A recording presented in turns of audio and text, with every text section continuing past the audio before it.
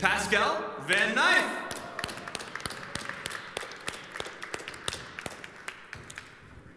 Yes, sir. Guten Morgen, Wien. I hope I said that right. Guys, hey, welcome. Guys, did you bring your phones with you? Because you'll be needing it. Yeah, please hold it up. Yeah, who brought their phones? Oh, that's crazy. Normally, I think the whole audience has it. Anyway, guys, I want to talk to you about a little thing that is dear to my heart. And that's how a lack of trust is affecting our industry and what we can do about it. As a matter of fact, a lot of my friends go about this and say, Pascal, I don't believe in this whole cryptocurrency blockchain thing. As a matter of fact, I believe it's a bursting bubble. And I go around telling them that's not the case. And today, I'm going to prove that to you. So a little bit about myself. I've been in the digital front line over 20 years now. Who remembers the old Apple iMac? Who actually had one? Yeah, me too. So anyway, that was one of the first things we brought to the Netherlands back in 1997. Then I went on in my career and built the first cloud data center in healthcare. At that time, it was still called terminal-based computing. So then I ventured to the US. Obviously, like Bruce said, I ventured to Charlotte, and we brought this amazing brand to the market because I believe that social and social media was really going to be places. And then back here, this is in 2008, I created the Q1 smartwatch wrist phone. This was before Apple and before Samsung. Great project, I loved it, but it failed miserably. I failed miserably, you could say. I lost everything, lost my whole fortune, everything I made on this wearable technology. But hey, I went back to the Netherlands and started working for some amazing companies, both in healthcare as well as in big data, as in fashion. So it's a very broad background I have. But today, I'm talking to you again about the future of trust. This is what my passion is. It has to do with trust. And what we do in this space, people ask me, what do you do? I say, well, here's the beautiful thing. I get to ask stupid questions. Because there's a lot of people in this industry that want to do something with blockchain, or they want to create their own token, etc. And I say, great, I love it. There's creativity all amongst me. I love it. But actually, you have to tell me a couple of things before you actually can go further. The first thing you have to tell me is what kind of jobs can actually be done by putting your project on the blockchain. And even better, what kind of pains are you solving? And additionally, what kind of gains are people having? That's what we do within the Future of Trust. We help people build propositions in the blockchain space. Besides that, we invest, obviously, because I believe to put your money where your mouth is. If we believe in a project, we invest in the project. Why? Because this is an amazing day and age. We live in a day and age where technology and things around are disrupting our lives. Look at our industry, right? We see innovations paving the way time after time. We see blockchain, but also what about this whole drone idea? I think within the near future, my kids won't even see a moped that's bringing their pizza, but they will see a drone that's coming in the doorstep bringing their pizza.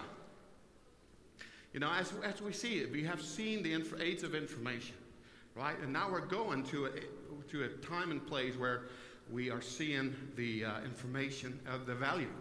Right? The Internet of Value, that's coming upon us. And I love that. Because all of a sudden, it's not about the information, but it's actually getting value from one place to the other place. This value could be very, very intangible or tangible values, or be backed by tangible values. And this is all powered by blockchain. Because I believe, guys, that blockchain will redefine how we live, how we build, how we buy, how we trace food, how we audit supply chains, and how we register land, how we record real estate, but also how we consume energy. It will also help how we protect our intellectual property and how we're going to vote, how we're going to license things, and how we're going to identify ourselves. It will also define things, how we're going to transact, how we're going to add value, how we're going to consume, and how we're going to protect, how we're collaborating, how we're making money, how we're raising funds, and how we store value, how we trade, and how we pay. and how we care for newborns, how we care for babies. I don't know if you know this, but back in March of last year, the Dutch insurance agencies started with what we call Billy the blockchain baby. No, it's not built out of blocks, it's a real baby. But what happens obviously in the insurance industry, there's a lot of paperwork that comes. And all that paperwork needed to go to like 20, 30, 50 hands sometimes even. And now what they've done, they've built a application that was based on blockchain. The moment the nurse took care of the newborn, all of a sudden the parents signed it off on blockchain. So like I said, the blockchain is going to help us how to care for babies. And if we go back to the Netherlands, where I'm from, I lived in the States for a while, but now I live back in the Netherlands. I'm obviously very proud because the Netherlands, the judges ruled back in April of last year that Bitcoin holds properties of wealth. I think that kind of legal language was very strong, and it has paved the way along and along. Our Dutch National Bank is not very progressive, but at least they're saying don't obstruct blockchain innovation. And as you know, if we zoom out a little bit more, if we go to the broad EU regulatory framework, that's also happening in our space, and I'm very welcoming to that. We're seeing STOs coming along, but still, the EU government is not really knowing what to do in this space. Obviously, LaGuardia is one of my heroes. She said, consider issuing digital currency, so I follow her a little bit. But in a space, obviously, what we see, that's where I come back to trust, we see a lot of uncontrollable challenges. Obviously, the regulatory obligations and compliance, fork management in governments. We've seen, obviously, the dive of Bitcoin and how that was related to what we call the fork wars. KYC, crypto asset provenance, is also one of the things that's an interesting, uncontrollable challenge. Who knows what?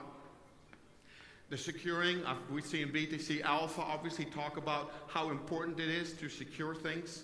Accounting and financial reporting. Here's the next one, you love it all, is our tax implications. So again, guys, people tell me this is a bursting bubble. But there's also some things that we say we can control in this space. We can build trust. We can make sure that our value proposition works. We can also make sure that we engage with our audience in a one-to-one base. Global communication is a key thing as well. And also engagement. Don't sit on the back, but engage. Hashtag control more. So here's an interesting one. If you were to invest in 2017, right now you would have lost 3/4 of your initial investment. 1 out of 3 ICOs is actually not listed. 86% were trading below coin price, and only 7% of all the amazing projects were going to established exchanges. So if you take a little look at the 2017 versus last year, we do see that there were 875 ICOs coming, whereas over 1,200 in 2018. There were $6+ billion raised, and in 2018, over $14 billion was raised still in the industry. The average ICO size was 15 million in 2017, and 25+ million over in 2018. So again, guys, did I say bursting bubble or not? You look at another report from KPMG, you see 130 billion was in the market capitalization, over 2,000 crypto assets. There's a lot of retail participation, but also we see institutional participation. We see even almost 4 billion venture capital coming into our space. And a 14+ billion, like I mentioned earlier, was raised. So I don't believe this is a bursting bubble. I believe it is a booming business. The report of Deloitte & Touche basically said the following, and this is an interesting one. They were asked, there were over 128 people asked in this survey, very good survey. And by the way, the reason why I asked you to put up your phones is to take pictures, because everything that I've been presenting will be on the screen as well, all the sources. This is not a blah blah, this is trust, these are all sources. But anyway, so they asked, isn't blockchain just a database of money?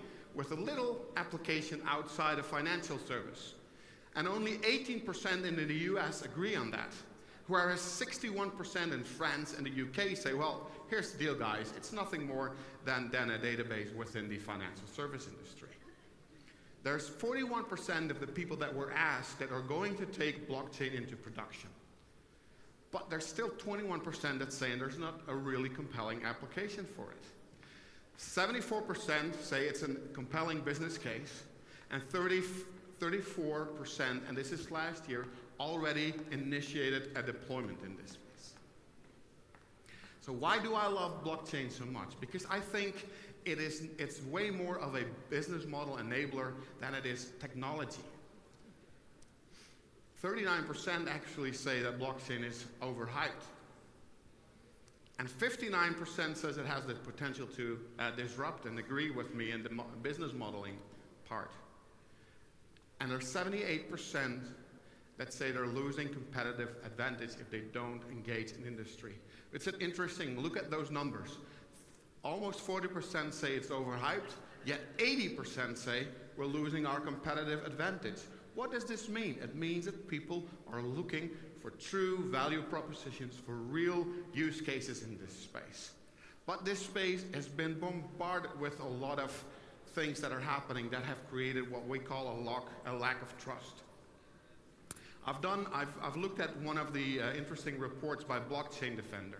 The impact of negative search results is staggering. 44% of online investors begin their research by starting online. It's 44%. 85% of those people that research expect also all the information to be in their own language. 80% of reputational damage comes because of a mismatch between the buzz and the reality. Let's be honest, guys. We need to be in this space, having a clear voice and talk honestly. No BS. 75% of search engine users will choose whether to engage based on the search results.